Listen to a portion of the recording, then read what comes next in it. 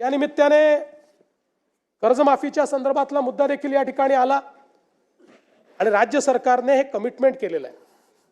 हे खरं आहे की आता आपल्यावर जो काही अतिवृष्टीचा ताण आला त्यामुळे थोडंसं बजेट आपलं अडचणीत आहे। या सगळ्या गोष्टी असल्या तरी शेतकऱ्यांना कर्जमाफी द्यायची या संदर्भात आपण निर्णय हा घोषित केलेला आहे। त्या संदर्भात एक समिती आपण तयार केली आहे की कुठल्याही परिस्थितीत कर्जमाफीचा फायदा हा शेतकऱ्याला झाला पाहिजे, तो बँकांना होऊ नये। आणि कर्जमाफी झाल्यानंतर आपण बघा आता एक प्रकारे ही परिस्थिती पण कुठेतरी विचारणीय आहे की आपण 17ला कर्जमाफी केली, आपण 20ला कर्जमाफी केली, तरीही आपला शेतकरी हा आज कर्जमाफी मागतोय। याचा अर्थ कुठेतरी आपल्या नियोजनात अडचण आहे, आपल्या कर्जमाफीतही आणि आपल्या एकूण शेतकऱ्याच्या परिस्थितीतही आहे। आणि म्हणून एकदम याच्यावर उपाययोजना येणार नाही, पण हळूहळू टप्प्याटप्प्यानं काय उपाययोजना करता येतील आणि मग त्या उपाययोजनेतला एक भाग म्हणून कर्जमाफी अशा पद्धतीनं ही समिती काम करते। आणि आपण ज्याप्रमाणे घोषित केलं आहे की 1 जुलैपर्यंत आपण ही जी काही कर्जमाफीची आपली योजना काय असेल या योजनेच्या संदर्भातले सगळी घोषणा आपण त्या ठिकाणी करू, हे देखील या निमित्ताने या सभागृहाला मी सांगू इच्छितो। सरकारच्या आर्थिक स्थितीच्या संदर्भात देखील अनेक प्रश्न निर्माण करण्यात आले। खरं म्हणजे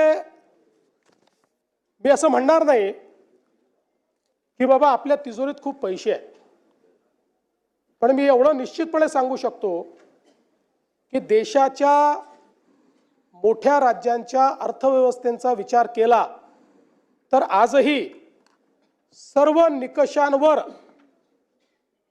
पात्र होणारी अर्थव्यवस्था ही महाराष्ट्राची अर्थव्यवस्था आहे। आणि आपण जर बघितलं तर राज्याच्या विकासाकरता कर्ज उभारावंच लागतं, प्रत्येक राज्य ते उभारतो आणि त्यामध्ये रिझर्व्ह बँकेने आणि FRBMने आपल्याला राज्याच्या स्थूल उत्पन्नाच्या 25% कर्ज उभारण्याची परवानगी दिली आहे। 25%च्या वर जर आपण गेलो तर मात्र अर्थव्यवस्था कुठेतरी अडचणीत आली असा त्याचा अर्थ होतो। आपण 2025-26चे जे काही आपले अर्थसंकल्पीय अंदाज आहेत त्याचा आपण विचार केला आणि आतापर्यंत घेतलेल्या कर्जाचा विचार केला तर आपण एकूण स्थूल उत्पन्नाच्या 18.87% एवढंच त्या ठिकाणी कर्ज घेतलेलं आहे। 25%च्या मर्यादेपासून आपण पुष्कळ दूर आहोत। आणि एवढंच नाही तर देशामध्ये केवळ 3 राज्य आहेत की ज्या राज्यांचं हे दायित्व 20%च्या कमी आहेत। त्यातले गुजरात आहे, दुसरं ओरिसा आहे आणि तिसरं आपलं महाराष्ट्र आहे। हे सांगताना मला अतिशय आनंद होतोय। दुसरं असं आहे की राजकोषीय उत्तरदायित्वाच्या अंतर्गत आपण राजकोषीय तूट फिस्कल डेफिसिट हे 3%च्या आतमध्ये ठेवणं गरजेचं आहे। आपण लाडकी बहीण योजना आणि शेतकऱ्यांचे त्या ठिकाणी पैसे देऊन देखील आपलं फिस्कल डेफिसिट 3%च्या आतच आपण ठेवलेलं आहे।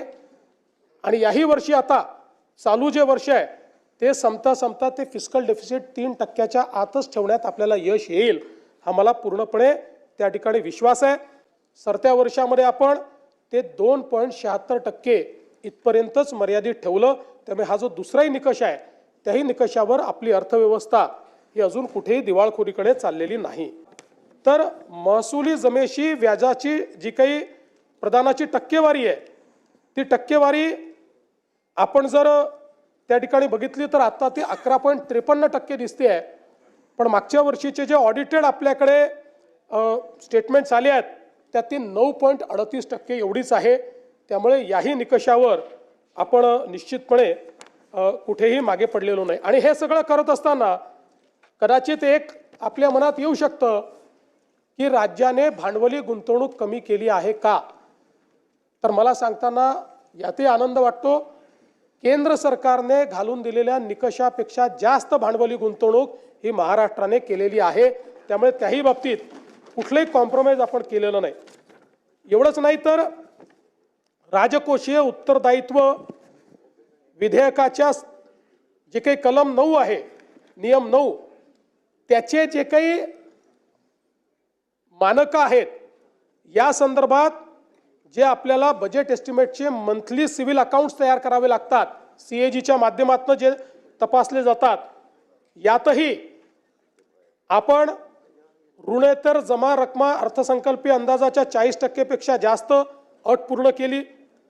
राजकोषीय तूट अर्थसंकल्पीय अंदाजाच्या 45% पेक्षा कमी अट पूर्ण केली आणि महसुली तूट अर्थसंकल्पीय अंदाजाच्या 45% पेक्षा कमी ही पण अट आपण पूर्ण केलेली आहे. त्यामुळे CAGने घालून दिलेल्या ज्या तिन्ही अटी आहेत त्या त्यांच्या रिपोर्टमध्ये देखील आल्या आहेत, त्या देखील आपण या ठिकाणी पूर्ण केली आहे.